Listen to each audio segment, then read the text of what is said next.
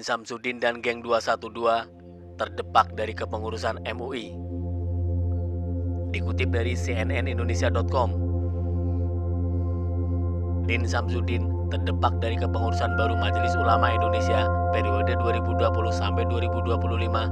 Begitu pula dengan sejumlah tokoh yang kerap berafiliasi dengan aksi 212 seperti Bahtiar Nasir, Yusuf Martak, dan Tengku Zulkarnain.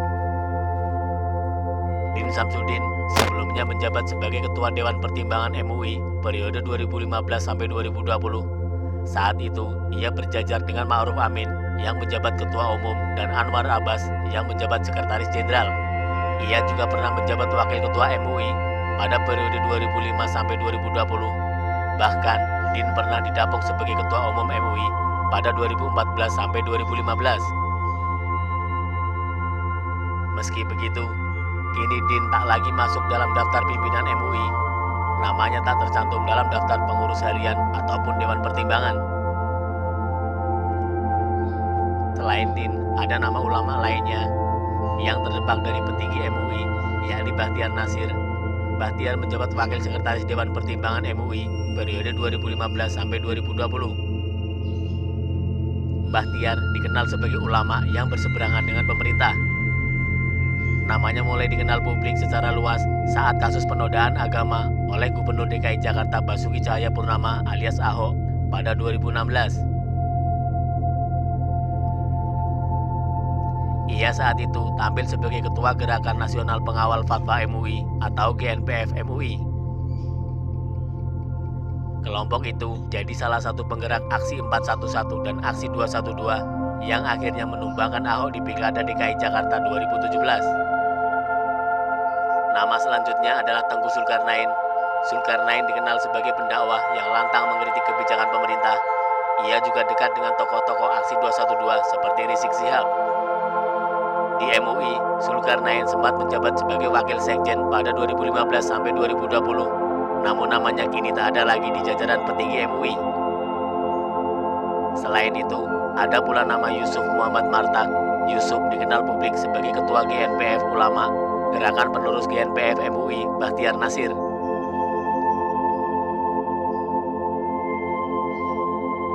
GNPF Ulama sering bergabung dengan FPI dan PA212 dalam sejumlah kegiatan beberapa tahun terakhir. Beberapa di antaranya adalah reuni aksi 212 dan penjemputan Rizik Syihab dari Arab Saudi. Martak tercatat sebagai bendahara MUI tahun 2015 sampai 2020. Namun saat ini namanya sama sekali tidak tercantum di Dewan Pertimbangan MUI ataupun Dewan Pimpinan MUI.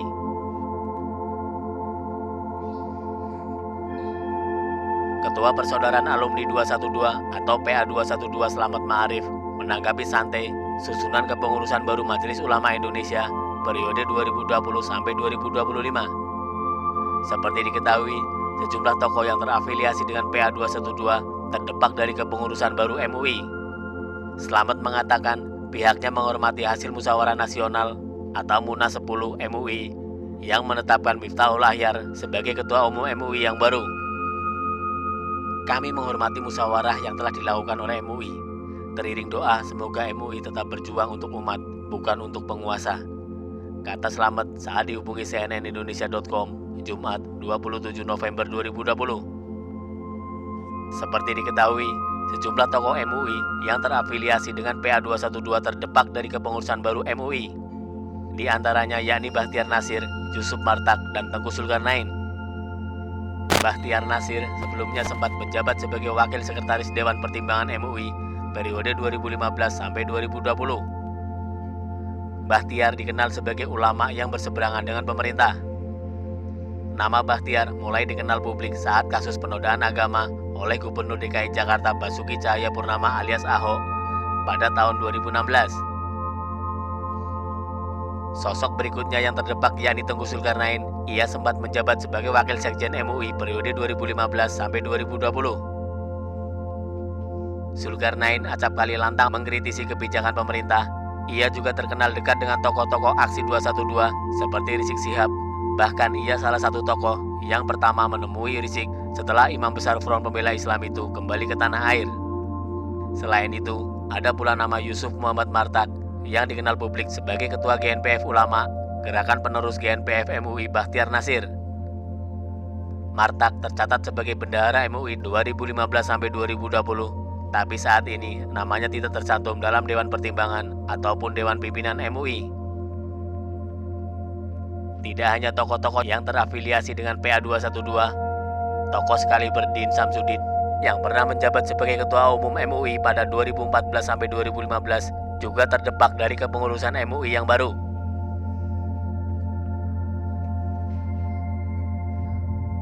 Sementara itu, dikutip dari newsdetik.com, Majelis Ulama Indonesia atau MUI resmi menetapkan kepengurusan baru periode 2020 sampai 2025. Nama Din Samsudin dan sejumlah tokoh yang lekat dengan PA212 hilang dari kepengurusan MUI yang baru. Kepengurusan MUI 2020 sampai 2025 ini disusun tim formatur yang diketuai Ma'ruf Amin. Miftahul Ahyar dipilih sebagai Ketua Umum MUI baru. Ketua Umum KH Miftahul Ahyar, kata Ma'ruf Amin, Jumat 27 November 2020.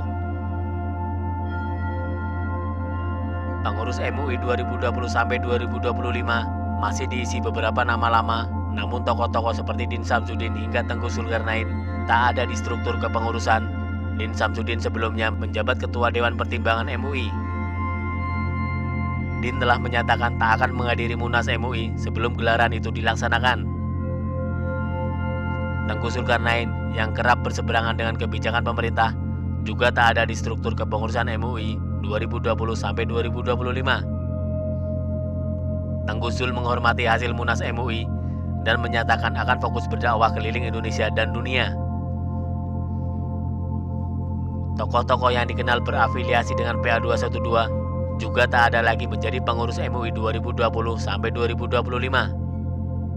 Bachtiar Nasir yang duduk sebagai Wakil Sekretaris Dewan Pertimbangan MUI tak mendapat posisi baru di kepengurusan teranyar. Bachtiar Nasir aktif memimpin GNPF MUI ketika kasus penodaan agama oleh Basuki Cahayapurnama atau Ahok tengah panas-panasnya. Ada juga Ketua GNPF Ulama Yusuf Muhammad Martak yang tak diikut sertakan di kepengurusan MUI yang baru. Yusuf Martak menjabat bendahara di kepengurusan MUI yang lama.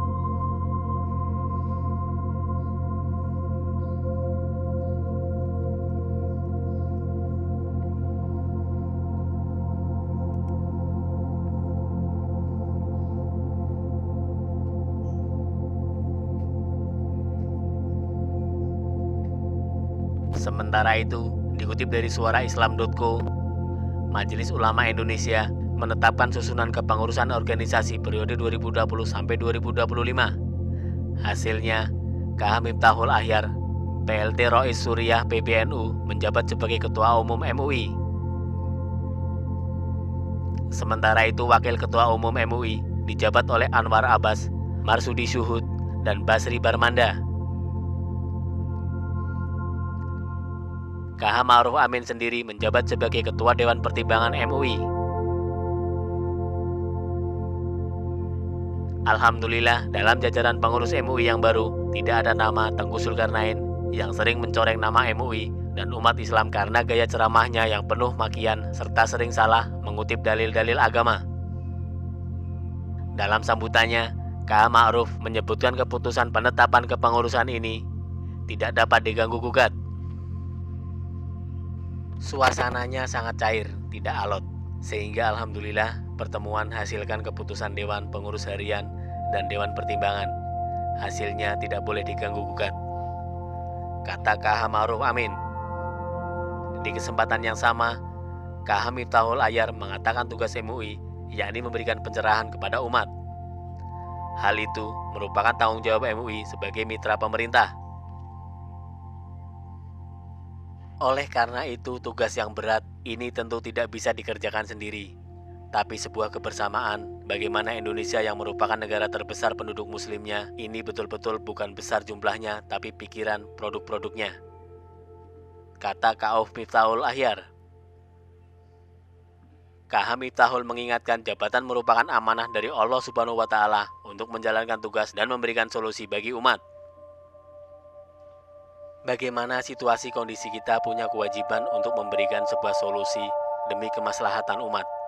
Saya dengan berat sekali, namun karena dukungan semua, insya Allah kami harapkan MUI pada periode 2020 sampai 2025 ini semoga ada nilai-nilai tambah di kehidupan kita. Tutur K.H. Miftahul,